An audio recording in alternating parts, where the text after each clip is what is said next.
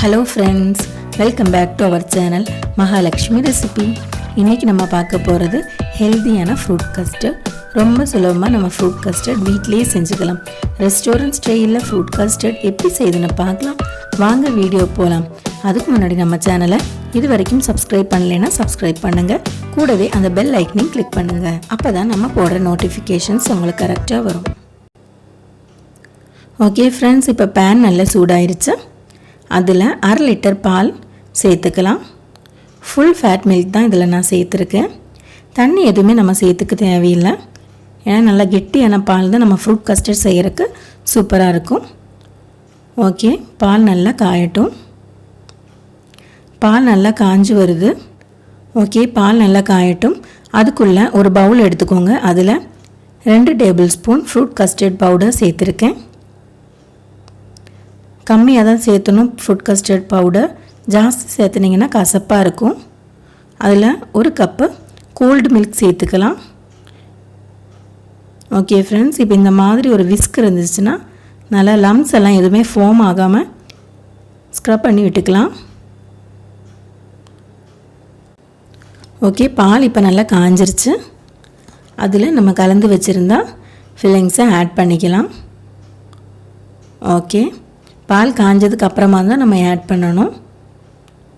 Okay, இந்த மாதிரி கெட்டி எதுவுமே இல்லாத மாதிரி நல்லா கலந்துக்கணும். இந்த மாதிரி விஸ்க் வச்சு நல்லா கலந்துக்கலாம். அப்போ தான் கெட்டி இல்லாமல் இருக்கும். ஓகே, 10 நிமிஷம் ஆயிடுச்சு. 5 டேபிள் ஸ்பூன் சுகர் ஆட் பண்ணிக்கலாம். சுகர் 5 டேபிள் ஸ்பூன் தான் போடணும்னு இல்லை. உங்களுக்கு இனிப்பு அதிகமாக வேணும் அப்படின்னா நீங்கள் 7 டேபிள் ஸ்பூன் 8 டேபிள் ஸ்பூன் அந்த மாதிரி ஆட் பண்ணிக்கலாம். ஓகே, 5 டேபிள் ஸ்பூன்னா கொஞ்சம் மீடியமாக இருக்கும். ஒரு மிக்சிங் பவுல் எடுத்துக்கோங்க. அதில் சூடார வச்சிடலாம். ஓகே, சூடாறினதுக்கு அப்புறமா தான் நம்ம ஃப்ரூட்ஸ் எல்லாம் ஆட் பண்ணணும். ஓகே, ஒரு 10 நிமிஷத்துக்கு எடுத்து வச்சிடலாம். சூடு ஆறி வந்துருச்சு. இப்போ ஃப்ரூட்ஸ் எல்லாம் ஆட் பண்ணிடலாம். 1 கப் ஆப்பிள், கூடவே 1 கப் மேங்கோ, 1/2 கப் அளவுக்கு பனானா. இங்கே நான் பூவம்பழம் தான் சேர்த்துருக்கேன். நீங்கள் ரஸ்தாலி எந்த பழம் வேணால் சேர்த்துக்கலாம். 1 கப் மாதுளங்காய், கூடவே கொஞ்சமாக நட்ஸ் ஆட் பண்ணிக்கலாம். முந்திரி, திராட்சை, பாதாம் எது வேணால் சேர்த்துக்கலாம். இது கூடவே நம்ம திராட்சை அந்த மாதிரி ஃப்ரூட்ஸ் வேறு என்னெல்லாம் ஃப்ரூட்ஸ் இருக்கோ எல்லாமே நம்ம சேர்த்துக்கலாம். நம்மளோட விருப்பம்தான். எந்த ஃப்ரூட்ஸ் இருக்கோ அது சேர்த்துக்கலாம். ஓகே, இப்போ நல்லா கலந்து விட்டுக்கலாம். நல்லா கலந்ததுக்கு அப்புறமா நம்ம 1 மணி நேரம் ஃப்ரீஸ் பண்ண வைக்கணும். ஃப்ரீஸ் பண்ணி வச்சதுக்கு அப்புறமா தான் நம்ம சர்வ் பண்ண ஆரம்பிக்கணும்.